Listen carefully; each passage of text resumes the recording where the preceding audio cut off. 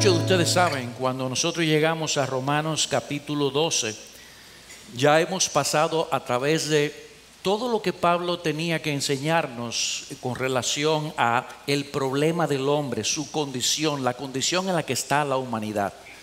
Pablo ha enfrentado el problema de los hombres inmorales.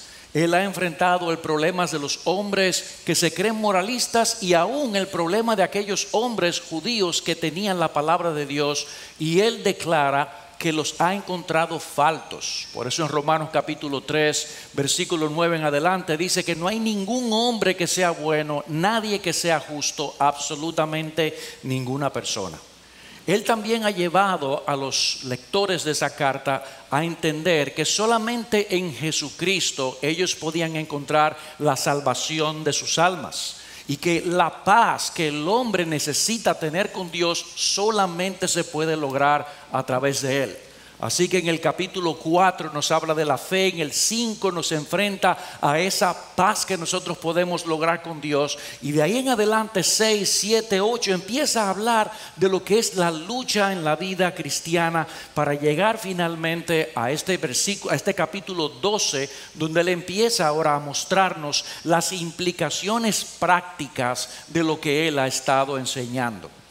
Como ustedes saben también, muchas de las cartas de Pablo se escriben bajo ese mismo esquema. Primero él plantea un fundamento y luego saca conclusiones prácticas de las doctrinas que él ha enseñado. Así que nosotros estamos aquí delante de una porción semejante. Leamos entonces esa porción. Dice: por consiguiente, por todo lo que yo les he enseñado, hermanos, os ruego por las misericordias de Dios, que presentéis vuestros cuerpos en sacrificio vivo y santo, aceptable a Dios, que es vuestro culto racional. Y no os adaptéis a este mundo, sino transformaos mediante la renovación de vuestra mente, para que verifiquéis cuál es la buena voluntad de Dios, lo que es bueno, agradable y perfecto. Pablo nos llama aquí en el versículo primero a rendirnos por completo para hacer la voluntad de Dios, y lo llama nuestro culto racional, o puesto de otra manera, nuestra adoración a Dios. Él quiere que nos dediquemos a vivir una vida santa que agrade al Señor. Alguien lo expresó de la siguiente manera diciendo: no se nos exige menos, todo el ser debe ser de Dios. Nuestra mente, nuestros ojos, nuestras manos, nuestros pies, nuestra fuerza y nuestros talentos, todo lo que somos y poseemos debe ser ofrecido al Señor de manera gozosa.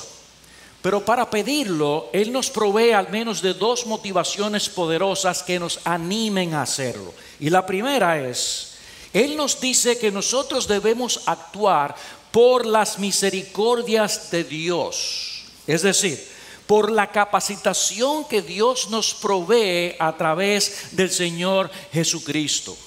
Y eso es precisamente de lo que trata la carta. Él nos ha hablado de que hemos sido justificados en Cristo y que por tanto podemos amar la justicia, que hemos muerto al pecado y que por eso podemos presentar ahora nuestros miembros para hacer lo que agrada a Dios y no a la carne. Y porque yo estoy seguro de que Dios ha obrado salvación en mí, puedo confesar mis pecados y puedo confiar en Él.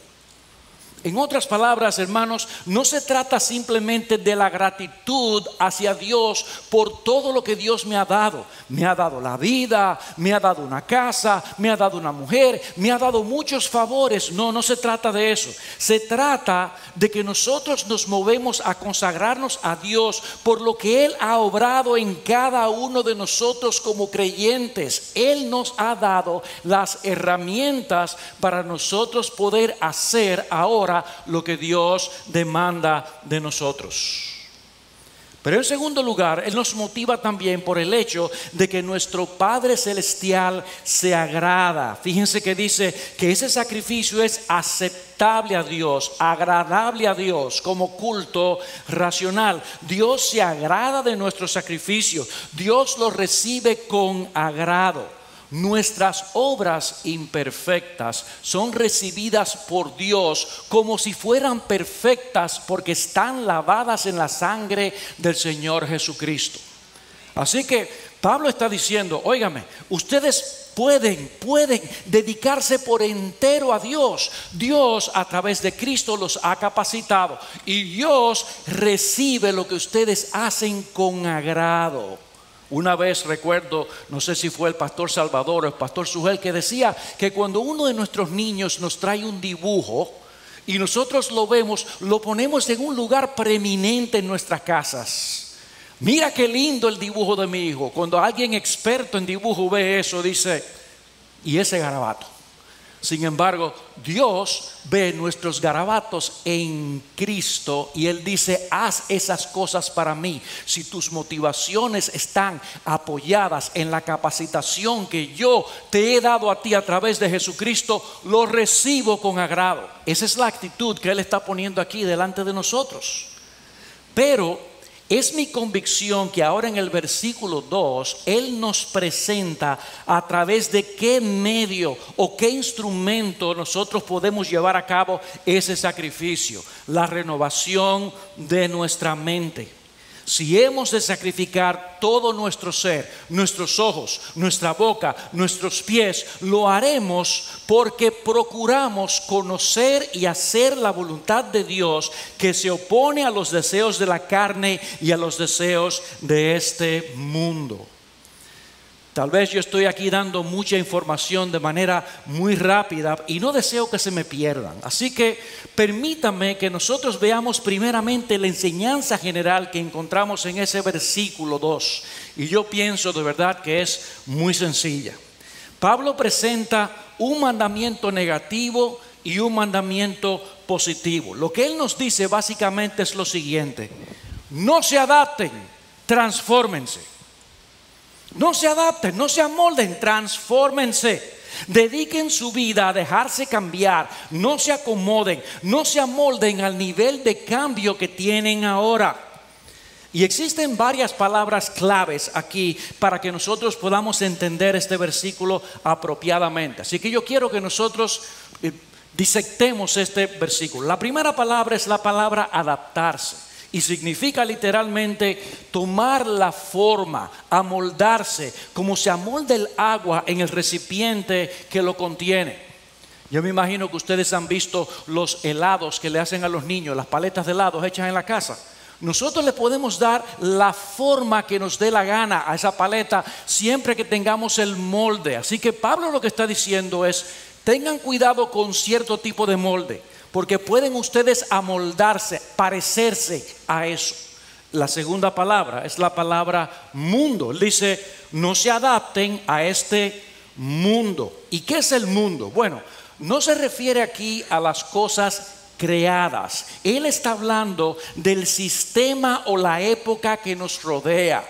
Y para que podamos entenderlo, las opiniones y la manera de pensar del hombre que vive sin Dios. Así que Pablo está diciendo, no se amolden a la forma en que el hombre sin Dios piensa, sino transformaos. Y esa palabra es por demás interesante. Significa convertirse o cambiar en algo distinto. De hecho, esa es la misma palabra que se usa en los evangelios para hablar de la transfiguración.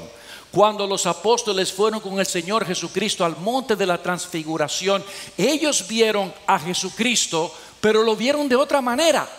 Ellos vieron al mismo Jesucristo, pero lo vieron completamente distinto. No se trata simplemente de que nosotros cambiemos una lista de cosas desagradables por otras que son agradables a Dios. Se habla de un cambio profundo de adentro hacia afuera como producto de la obra de Dios. La siguiente palabra, renovación de la mente, cambio de la forma de pensar, de ver o entender las cosas que nos rodean. Y eso apunta hacia una palabra muy de moda al día de hoy, la cosmovisión. Es decir, nosotros debemos cambiar la manera en que percibimos las cosas a nuestro alrededor. Y finalmente, la palabra verificar, poner a prueba, para comprobar o para aprobar que es conforme a lo que nosotros deseamos. Así que yo espero que ahora estemos listos para ver que lo que Pablo está diciendo es algo muy sencillo. El creyente, dice él, puede y debe, por la obra de Dios, cambiar la forma en que piensa de manera natural, es decir, cambiar la forma de que piensa que está inclinada a su autoadoración, usando la palabra de Dios para pensar y aprobar lo que es bueno, de manera que agrade a Dios y que por tanto le rinda adoración. ¿Y ustedes saben por qué eso es importante? Porque son realmente los pensamientos los que nos llevan a la acción. Ahí está, en los pensamientos, el asiento de todas nuestras acciones. La manera en que tú y yo pensamos determina la clase de vida que tú y yo vamos a vivir. Oye bien, la manera en que tú y yo pensamos determina la clase de vida que tú y yo vamos a vivir. Escuchen lo que dice Piper al respecto. Si anhelas romper con la conformidad a este mundo, ser transformado de adentro hacia afuera, ser librado de un cristianismo centrado en hacer lo que debo hacer y empezar a hacer lo que amo hacer, si suspiras por ofrecer tu cuerpo como sacrificio vivo, de modo que toda tu vida sea un servicio a Dios, entonces entrégate con toda tu alma a perseguir esto, la renovación de tu mente. Pero mis hermanos, la verdad es que aunque esto parece algo sencillo, fácil de hacer, de hecho realmente es muy difícil. Muy difícil. ¿Por qué? ¿Cuál es el problema que tiene nuestra mente? ¿Cuál es el problema que están en ellas que nos hace difícil poder renovarlas? Muchas personas piensan que el problema de la mente humana consiste sencillamente en que la mente está limitada y que no tiene acceso a todo el conocimiento que necesita para procesar. Eso es precisamente lo que está aconteciendo mayormente en esta época en la que nosotros estamos viviendo. Esta es la era de la información. La gente idolatra la información y piensa que porque tiene acceso a información se está transformando, se está cambiando. Y terminan creyendo, ¿saben qué? Que todo lo que nosotros necesitamos para ser mejor personas es tener una buena educación. Ustedes no oyen a los gobiernos y a las personas diciendo: necesitamos echar hacia adelante la educación para que la nación pueda ser transformada. Óigame, eso es cierto a cierto nivel, pero en el interior yo les pregunto una cosa: ¿las naciones más educadas han cambiado su manera de pensar en cuanto a Dios y en cuanto a sí mismos? Se acercan más a Dios porque ahora tienen más información, tienen más educación, y en esos países no hay robo, no hay hurto, no hay homicidios, no hay idolatría, no hay ninguna de esas cosas de ninguna manera. Esas personas ven la educación como el medio de redención, el medio para nosotros ser librados de algo. Pero la educación no va a llevar jamás al hombre a adorar a Dios y dejar de adorarse a sí mismo. Por el contrario, se sienten tan capaces, se sienten tan empoderados que piensan que ellos deben ser adorados.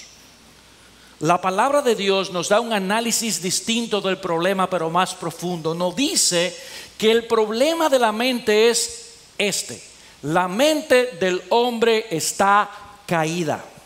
Que desde el mismo momento en que el hombre en el huerto de Edén pecó, inició un viaje de separación que le lleva a rechazar la voluntad de Dios y a buscar la suya propia. Y eso es precisamente lo que Pablo analiza en este libro de Romanos a partir del capítulo 1, versículo 18.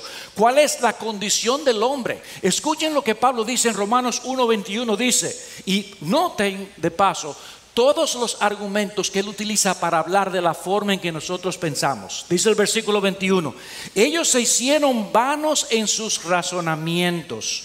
Su necio corazón, el asiento del razonamiento, fue entenebrecido. Profesando ser sabios, se volvieron necios. Y sigue diciendo en el versículo 28, y así como ellos no tuvieron a bien reconocer a Dios, Dios los entregó a una mente depravada para que hicieran las cosas que no convienen, y cambiaron la gloria del Dios incorruptible por una imagen de forma de hombre corruptible. ¿Ven cuál es el problema? Dice Piper de nuevo, el problema es que nuestras mentes están caídas.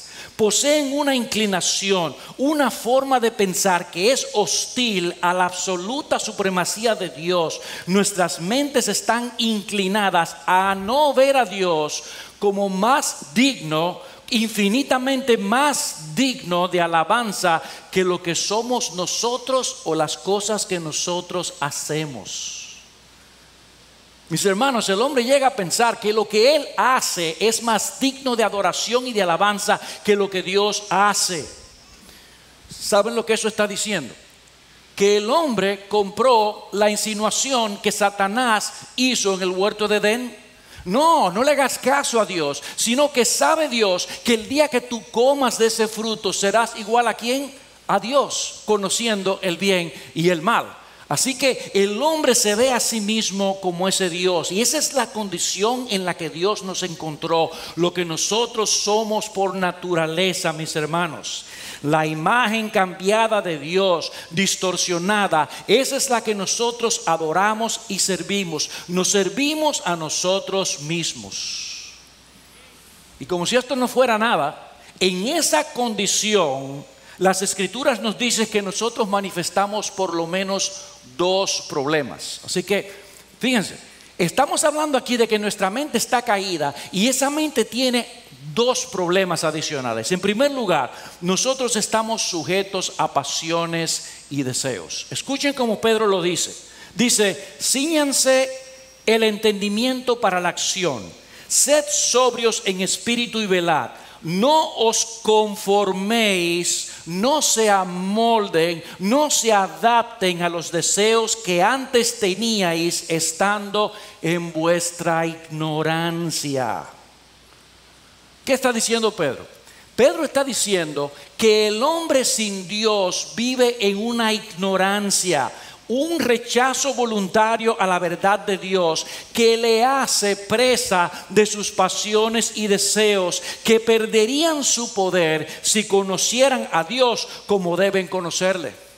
Eso es precisamente la enseñanza que aparece en Efesios capítulo 2, versículo 1 en adelante, y de manera particular en el versículo 3, donde la palabra de Dios nos dice que nosotros todos vivimos en otro tiempo en los deseos de nuestra carne, haciendo la voluntad de nuestros pensamientos, contrarios a Dios, enemigos de Dios, ajenos de Dios, ignorantes de Dios.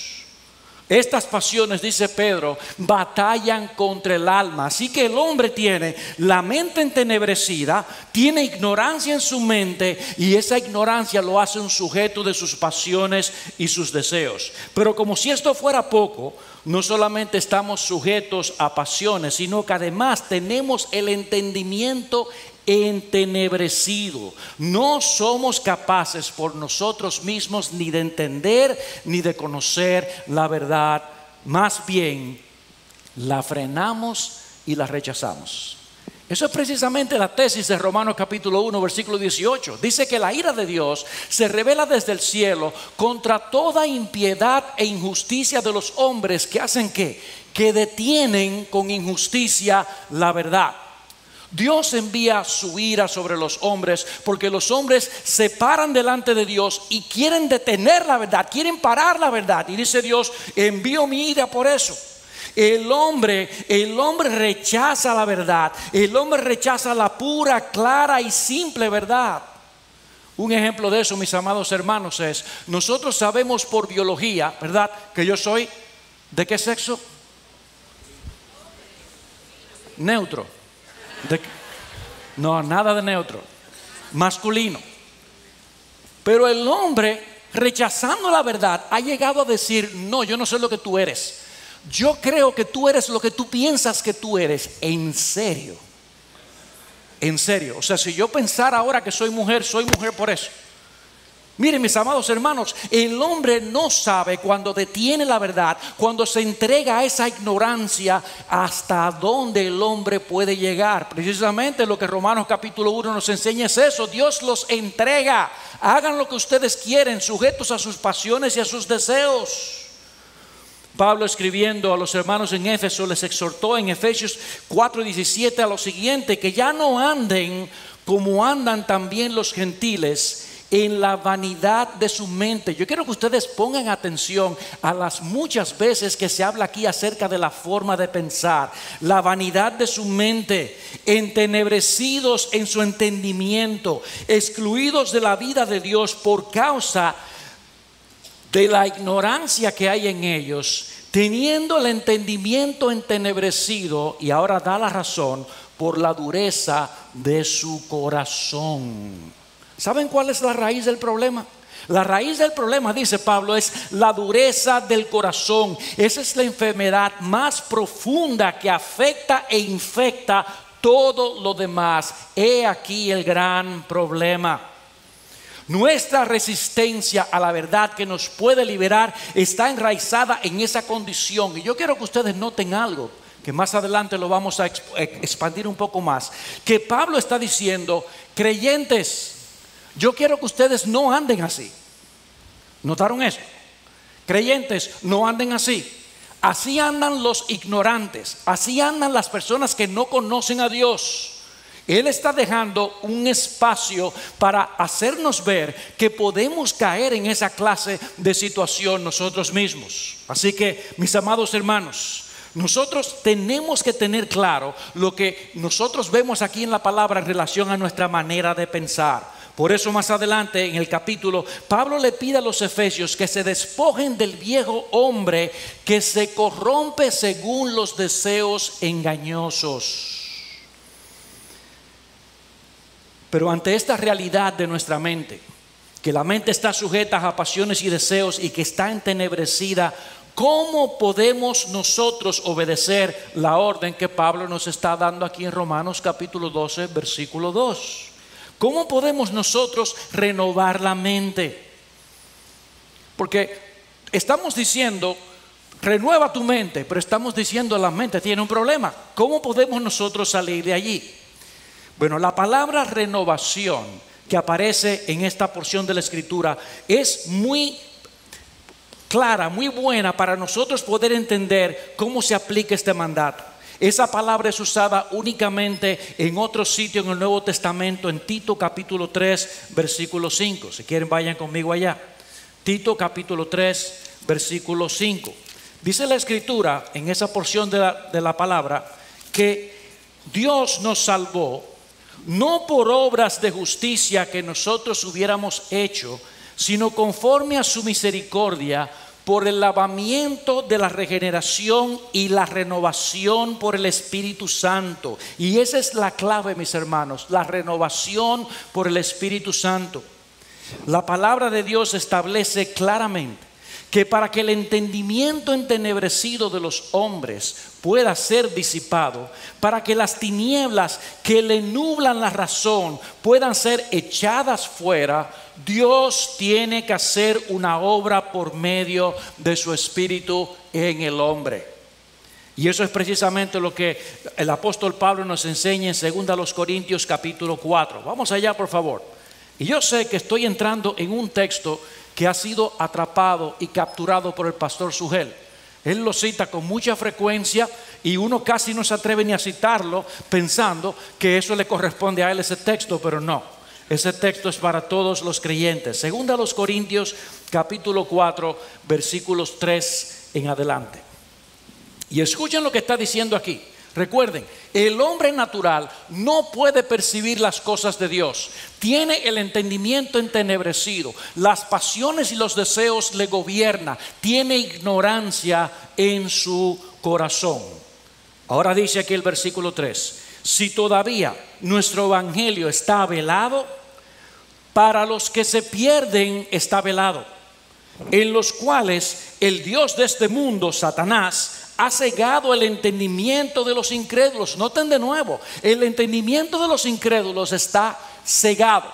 Ellos no pueden ver. ¿Y por qué está cegado ese entendimiento? Para que no vean el resplandor del evangelio de la gloria de Cristo, que es la imagen de Dios. Los incrédulos están ciegos, no pueden ver la gloria de Cristo, no pueden entender la palabra de Dios. Cuando se exponen a la palabra de Dios, para ellos esto es simplemente locura.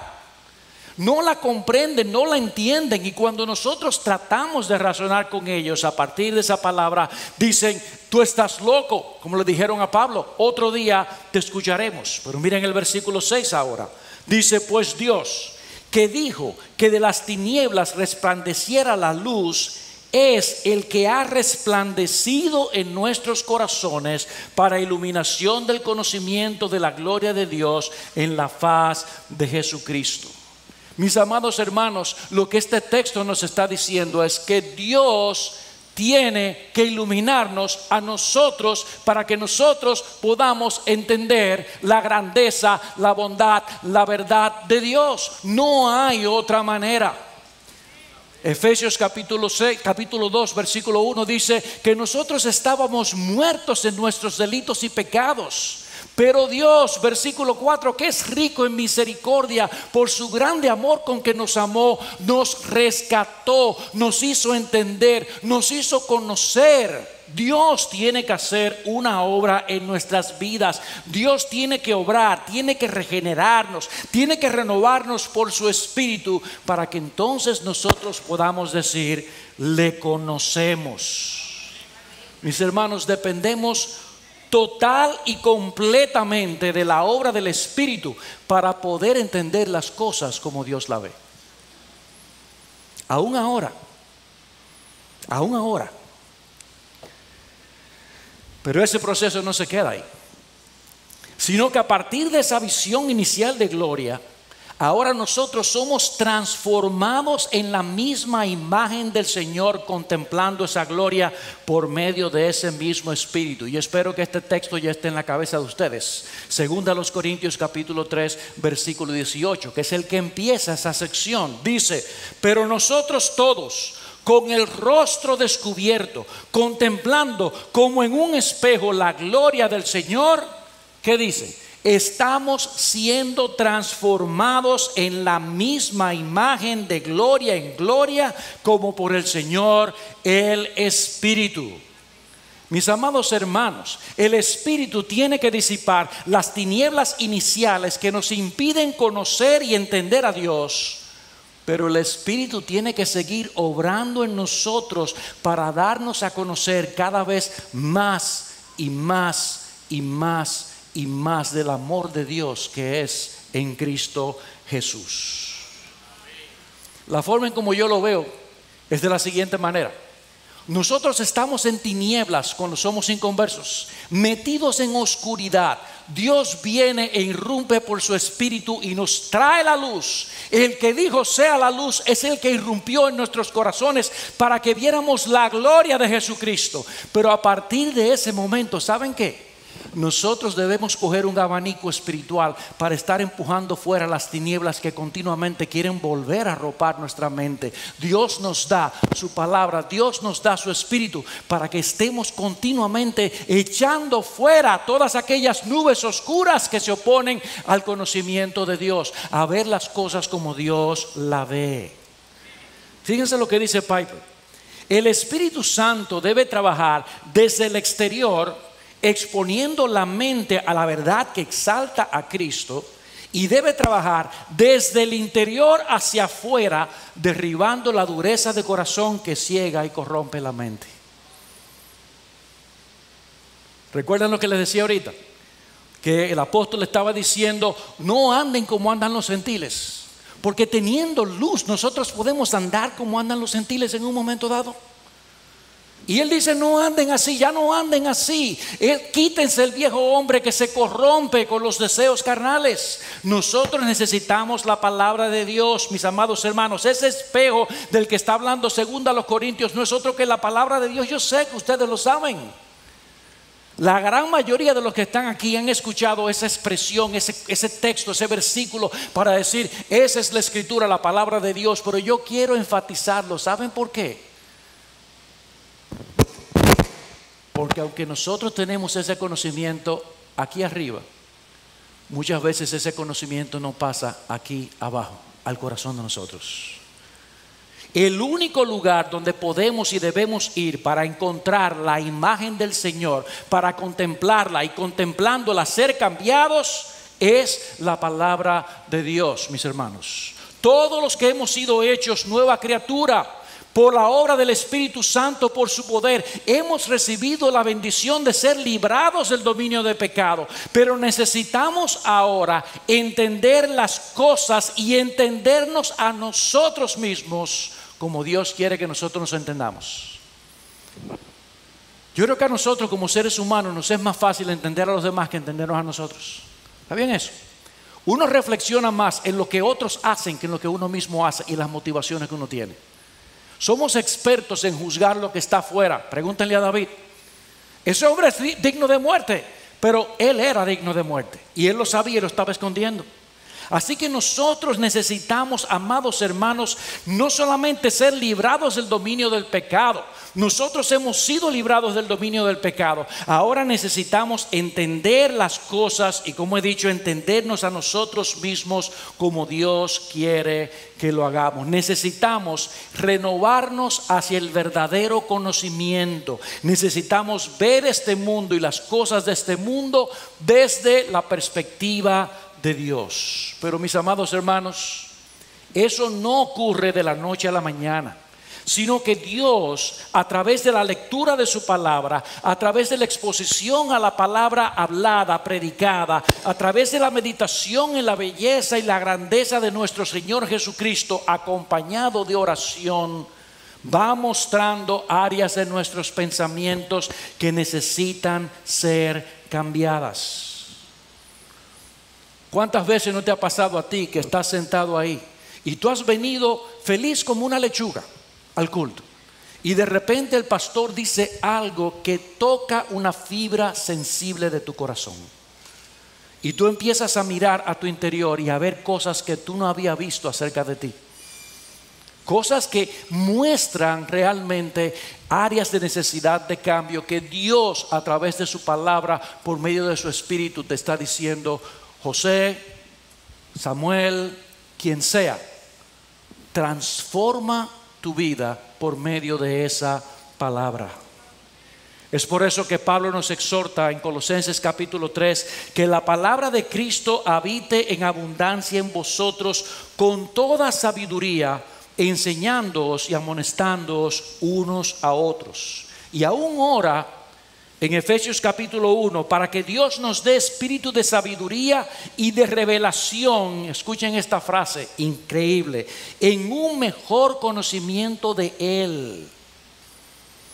Para que nosotros lo conozcamos mejor, para que estando junto a Él, para teniendo ese conocimiento ahora de Él, nosotros podamos ver con más claridad las tinieblas que hay en nuestros propios corazones.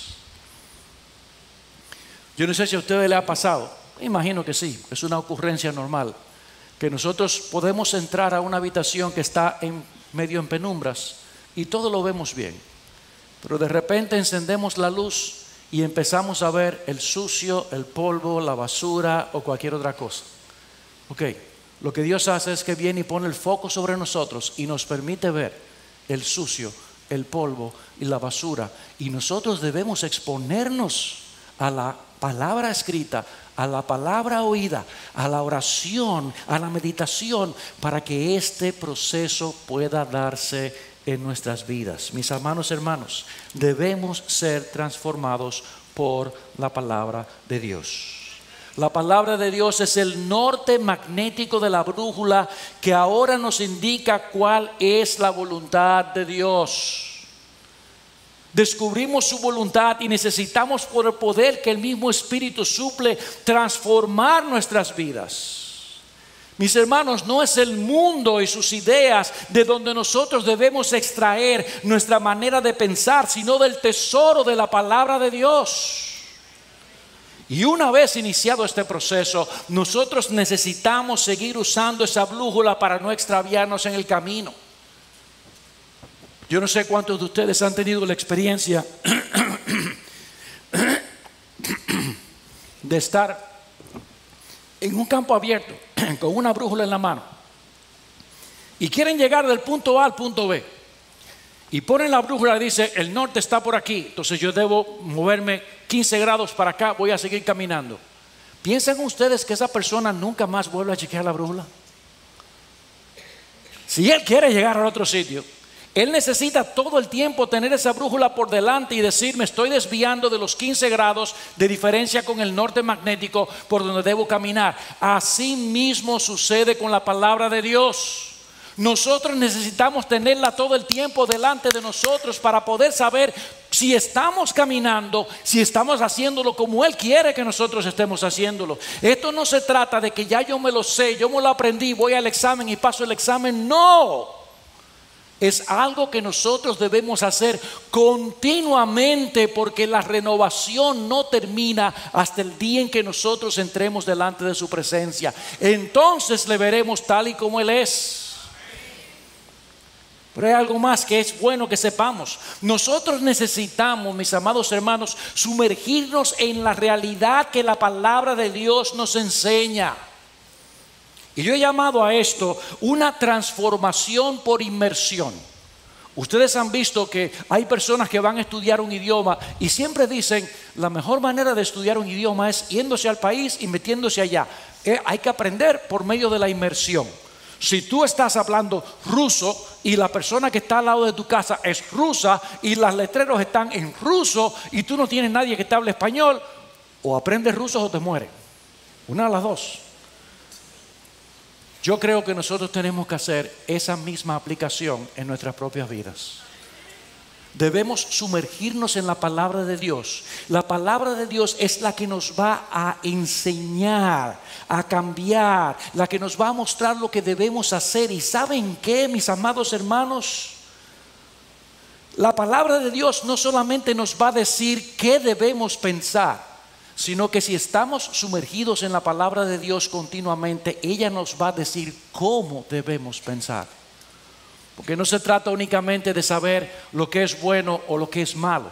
Se trata del proceso de pensamiento que la misma palabra en su exposición va formando en nosotros, de manera que nuestra manera de pensar es transformada. Fíjense. Dice que el entendimiento debe ser transformado. No se trata únicamente de saber esto es bueno y esto es malo, sino del proceso a través del cual yo llego a la conclusión de que es bueno o que es malo. Dios quiere entrenar nuestras mentes para que nosotros pensemos como el Señor Jesucristo.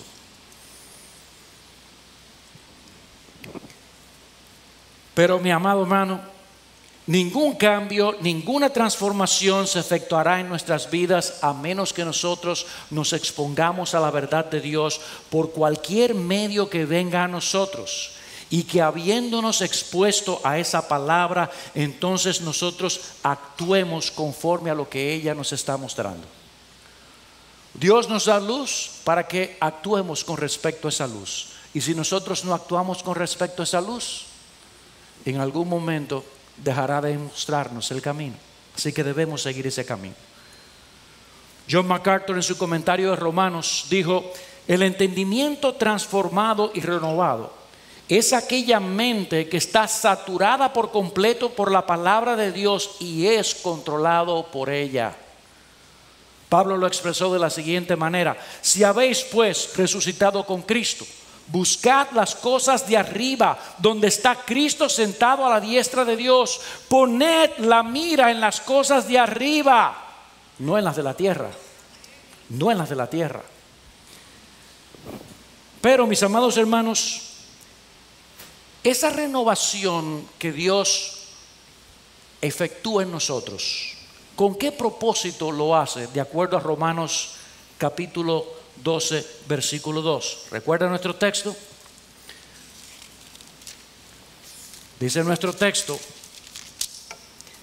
no se adapten a este mundo, sino transformaos mediante la renovación de vuestra mente. ¿Para qué? Para que verifiquéis cuál es la voluntad de Dios, lo que es bueno, aceptable y perfecto. Y ese texto nos dice que nosotros necesitamos transformar nuestra mente para que seamos capaces de verificar cuál sea la voluntad de Dios. Es decir, que nosotros podamos discernir la voluntad de Dios. Dios quiere que ante las cosas que nos pasan en esta vida, nosotros podamos distinguir lo bueno de lo malo. Pero no solamente esto, sino que también podamos distinguir lo bueno de lo que es mejor. Dios quiere que nosotros aspiremos a tener realmente el entendimiento que Él tiene, si eso fuera posible. Que nosotros aprobemos lo mejor, lo que es bueno, agradable y perfecto, dice la Escritura. Es decir, Dios quiere que ese proceso de transformación nos lleve a nosotros a ser personas que sepamos tomar decisiones conforme a la voluntad de Dios. Que veamos este mundo según Dios lo ve, no según nosotros lo vemos. Mis hermanos, ¿saben una cosa? Todos los que estamos aquí tenemos prejuicios de nuestra crianza, del lugar donde nosotros nacimos y de muchas cosas que muchas veces nos afectan en la forma en que nosotros vemos la voluntad de Dios. Y si usted no me cree, es porque usted no se ha puesto a pensar en eso. Óigame bien, oiga qué duro lo dije. Porque esto es una realidad. A veces nosotros enfrentamos cosas y decimos, yo no la veo tan malo. Eso es simplemente porque he estado acostumbrado a un estilo de vida, a una forma de vida de este mundo que está afectando mi manera de pensar. Por eso decían los profetas, a la ley y al testimonio. Nosotros tenemos que venir a la ley y al testimonio para poder distinguir lo que es bueno de lo que es malo. Eso precisamente fue lo que Pablo le dijo a Timoteo en 2 Timoteo capítulo 3. Óyeme, Timoteo, tú aprendiste las sagradas escrituras desde que tú eras pequeño. Y tú sabes que esas escrituras son las que te pueden hacer sabio para salvación. Y él no estaba hablando de para ser salvo simplemente. Él estaba hablando de en el andar, en la vida como creyente. Así que ahora dice, esa palabra es útil para pam.